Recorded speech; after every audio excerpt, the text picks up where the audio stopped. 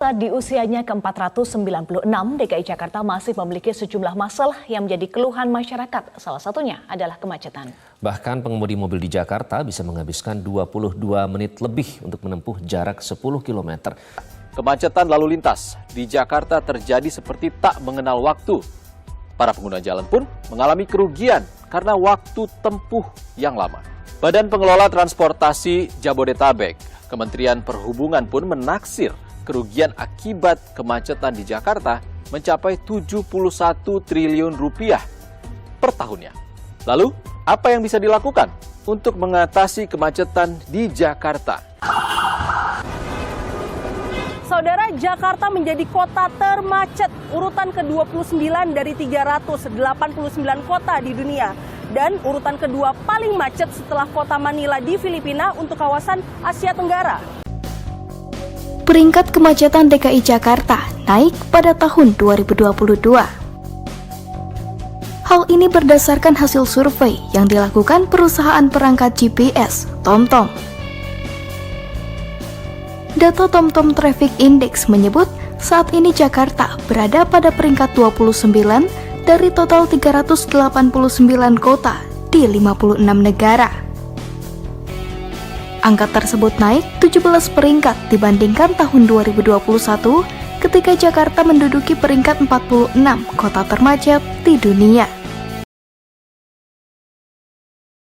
Ia pun berharap tidak ada yang terlupakan dan terabaikan.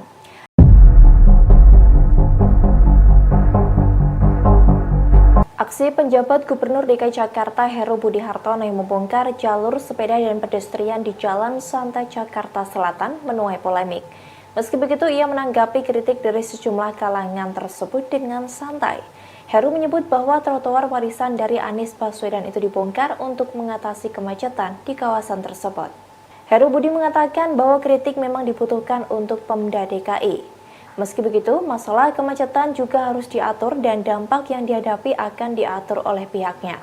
Menurutnya, penambahan lajur jalan pun diharapkan bisa memperlancar arus lalu lintas di sekitar lokasi di Jalan Santai Jakarta Selatan. Ia menilai bahwa trotoar itu menjadi biang kemacetan yang terjadi di sekitar lokasi tersebut.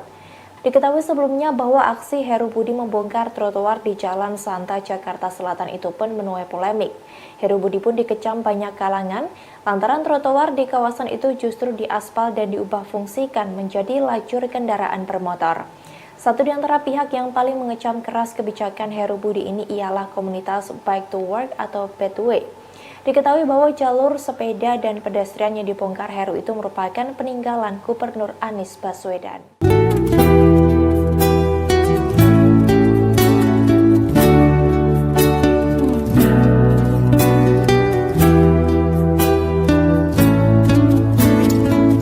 Topik kali ini masih mengangkat permasalahan di seputar ibu kota Jakarta dengan berbincang dengan tokoh aktivis dan mantan jurnalis senior. Masalah besar di Jakarta salah satunya adalah kemacetan. Bahkan menurut TomTom Traffic Index, Jakarta termasuk kota termacet di dunia. Pada waktu gubernurnya Bapak Ahok menduduki ranking 4 sebagai kota termacet di dunia. Bagaimana Gubernur Anies Baswedan mengatasi kemacetan ibu kota Jakarta?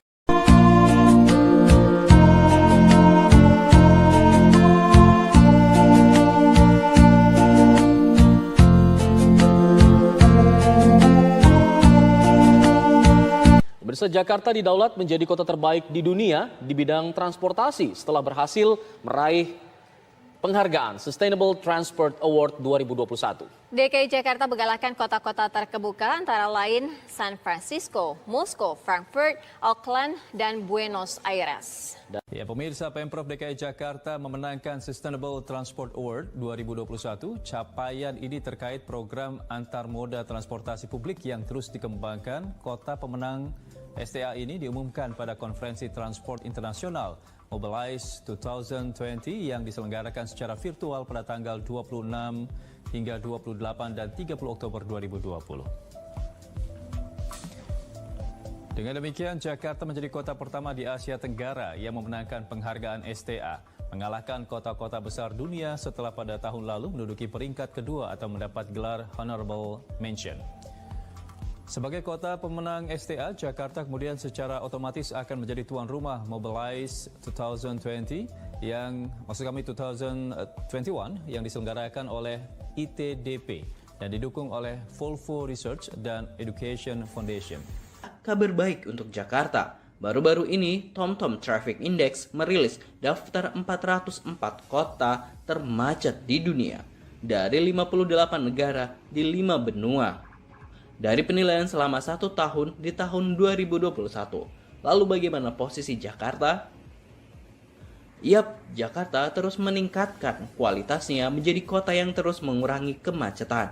Di tahun ini, Jakarta menduduki posisi ke-46 dunia dengan tingkat kemacetan sebanyak 34%. Kemacetan di pagi hari berkurang sebanyak 25% dan kemacetan di jam sibuk sore hari berkurang 22%. Angka kemacetan di Jakarta menurun sejak tahun 2017 yang lalu, di mana pada tahun 2017 Jakarta menduduki peringkat keempat kota termacet dunia. Lalu pada tahun 2018 turun kemacetannya menjadi posisi ke-7 dunia. Pada tahun 2019 angka kemacetan terus menurun menempatkan Jakarta menjadi posisi ke-10 dunia dan terus melesat di tahun 2020 menjadi posisi ke-31 dunia dan meroket di tahun 2021 menjadi posisi ke-46 kota termacet di dunia. Kita udah ada di JPO Pinisi nih Pak ya. JPOS. JPOS. S-nya sepeda. Sepeda, oke. Jadi bisa juga buat orang. Silakan Ibu. Ya. Langsung disapa Pak. Apa kabar Ibu? Memang ini JPOS ini unik. Karena pertama kali dibangun sebuah penyeberangan untuk sepeda. Biasanya untuk orang. Kawasan ini kita bangun sebagai complete street. Jadi salah satunya adalah untuk jalur sepeda. Tapi sepanjang jalan ini kalau naik sepeda nggak bisa nyebrang. Sementara kalau jalan kaki bisa. Benar. Jadi kalau misalnya naik sepeda dari satu kantor lain dia harus ke ujung naiknya. Nah sekarang di tengahnya dipasangin satu. Jadi ini pada waktu itu ada jembatan yang sudah memang harus dilakukan revitalisasi. Lalu kita upgrade bukan hanya untuk orang tapi juga untuk sepeda. Jadi liftnya di sini. Ini Memang bisa lebih dipakai. luas ya Pak ya liftnya? Oh iya, ini bisa dipakai untuk banyak sepeda. Jadi bisa sampai sekitar 10 sepeda di situ sekali angkat. Jadi ini untuk penyandang disabilitas juga untuk sepeda. Sehingga bisa lewat ke sana. Nah, tadi Bapak sempat sebut tuh kata kuncinya complete street gitu. Ya. Karena kalau kita bicara soal membangun transportasi kota global, terutama di DKI Jakarta, kayak complete street ini jadi salah satu cita-cita dari pemerintah Provinsi DKI Jakarta. Ini maksudnya apa? Berarti jalanan bukan cuma buat pengendara mobil motor saja, tapi bisa juga buat pejalan kaki atau gimana Pak? Gini, apa alat transportasi yang dimiliki semua orang? Jawabnya kaki. Dulu transportasi itu diurutkan begini, kendaraan pribadi, kemudian kendaraan nomor 2 adalah kendaraan umum, baru sepeda, terakhir pejalan kaki. Sekarang diubah. Kita bangun nomor 1 apa? Nomor 1 adalah trotoar, pejalan kaki. Nomor 2 adalah kendaraan bebas emisi, sepeda. Nomor 3 transportasi umum, nomor 4 kendaraan pribadi. Jadi dengan begitu, ketika kita bangun fasilitas di sini, dimulai dengan bentuk pejalan kaki. Jakarta sekarang dalam waktu 3 tahun lebih ini, kita membangun lebih dari 250 km trotoar. Jadi bukan hanya di Jalan Sudirman, memang yang kelihatan di sini. Nah itu tuh tadi mau jadi pertanyaan saya. Karena kalau kita bicara soal pembangunan, revitalisasi, biasanya yang paling terlihat adalah di jalan-jalan utamanya Pak, jalan-jalan besar. Kalau kita melipir sedikit, trotoarnya juga di pinggiran Jakarta gitu. Padahal ya Pak ya. Semua. Banyak yang bolong tapi Pak. Tentu begini, itu adalah perlu perawatan ya. Tapi yang jelas bahwa kita bangun di semua tempat. Dan ini ada satu proses pembelajaran di sini. Kenapa saya sebut pembelajaran? Karena di sebagian wilayah kita, ketika ada trotoar, tidak selalu digunakan hanya untuk pejalan kaki. Betul. Ada PKL-nya di sana. Ada motor, ada PKL. Motor nyerobot. Ini proses belajar, nggak apa-apa. Itu bagian dari proses belajar. Diingatkan, didisiplinkan. Tapi jangan kemudian kita berhenti dari proses menuju kemajuan. Karena begini, kalau kita mendorong pembangunan transportasi umum, mau tidak mau harus ada trotoar. Tidak mungkin transportasi umum dibangun tanpa trotoar. Nah, kalau kita teruskan ke proyek ini, maka kita akan membuat kota kita ini memiliki biaya hidup yang lebih rendah. Ketika orang menggunakan kendaraan pribadi, maka rumah tangga itu pengeluarannya bisa sampai 30% untuk transportasi. Bayangkan keluarga dengan anak 2, anak 3. Maka suami bekerja, mungkin istri bekerja, anak-anak sekolah, masing-masing ada biaya transportnya. Kalau itu menggunakan kendaraan pribadi, maka mahal sekali biayanya. Ketika mereka menggunakan kendaraan umum, maka biaya itu bisa ditekan, bisa sampai 8%. Jadi keluarga-keluarga di Jakarta, biaya hidupnya bisa lebih murah, itu nomor satu.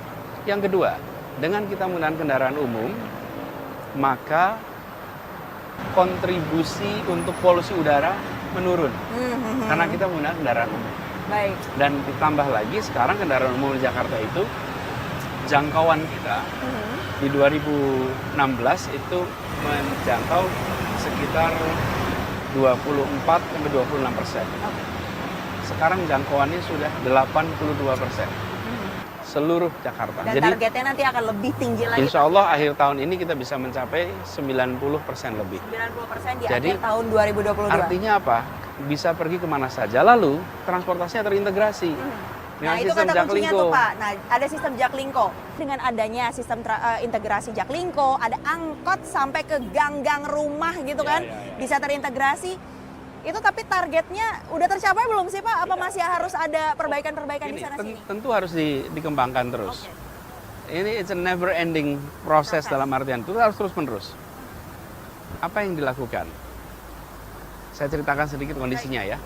Kita ada lebih dari 25 operator kendaraan umum di Jakarta. Lalu masing-masing bekerja dengan prosesnya sendiri-sendiri. Lalu mereka berebut mencari penumpang. Betul. Mereka berebut di jalur-jalur yang rawan konflik tuh Pak di situ rawan Pak. Konflik. Awal 2018. Waduh, pas pertemuan pertama kali keras sekali. Karena mereka semua menyatakan, Pak, selama ini pemerintah itu tidak fair. Pemprov itu ya regulator ya operator. Kami ini operator tidak mendapat perlakuan yang fair. Jadi saya katakan pada mereka semua, kita mau bangun sebuah sistem sama-sama. Namanya Jaklingko. Anda sebagai operator bekerja memiliki rute. Nanti kami akan beli servis Anda berdasarkan kilometer. Bukan berdasarkan jumlah penumpang. Kami bayar per kilometer. Artinya apa? Artinya dia nggak harus ngetem. Dia nggak harus rebutan penumpang. Tapi dia berputar terus di rutenya. Penumpangnya sedikit atau penumpangnya banyak, dia akan kita bayar per kilometer. Lalu yang berikutnya, kami dengan warga. Kalau dulu warga membayar kepada operator, sekarang warga membayar ke DKI. Tap, Rp5.000 per 3 jam. Jadi mereka bisa pindah dari satu angkot ke angkot lainnya, dari satu bis ke bis yang lainnya, dengan menggunakan satu tap selama 3 jam Rp5.000. Nah, selisihnya itulah subsidi. Nah, kalau dulu warga membayar kepada operator, kami regulator. Kalau sekarang tidak. Operator jual jasanya kepada kami yang bayar. Kemudian warga membeli jasanya kepada kami per 3 jam. Nah, dengan cara itu, apa yang terjadi? Dalam waktu sangat singkat terjadi lonjakan jumlah penumpang. Dulu per hari yang naik kendaraan umum hanya 350.000 orang. Baik, 350.000 orang per harinya. Sekarang 1 juta. Dalam 3 tahun berubah 1 juta. Anies Baswedan sebagai gubernur Jakarta ini masuk ke Jakarta ini dalam keadaan membenahi kota. Kota yang kumuh, kota tidak teratur, kota macet, kota banjir, segala rupa masalah kompleks di ibu kota ini. Satu persatu dibenahi semua. Jadi mengatasi banjir, mengatasi padat ini dua masalah paling penting di Jakarta yang tidak bisa bertahun-tahun sejak zaman Belanda. Banjir ini menjadi problem utama di Jakarta. Sekarang Anies bisa mengubah semua yang berat-berat ini kok jadi beres semua. Ini kalau bukan orang yang punya pemikiran cerdas, punya filosofi tinggi, punya motivasi kerja, tidak mungkin. Jakarta ini baru dua pemimpin yang berhasil mengubah wajah Jakarta. Pertama, Bapak Ali Sadikin. Dulu tahun 70-an. Sebenarnya Jakarta ini belum ada apa-apa, masih seperti kampung besar. Ali Sadikin ini sebagai pembaru pertama. Setelah si Karti Gubernur, nah sampai terakhir ini Anies paling spektakuler merubah Jakarta menjadi kota internasional.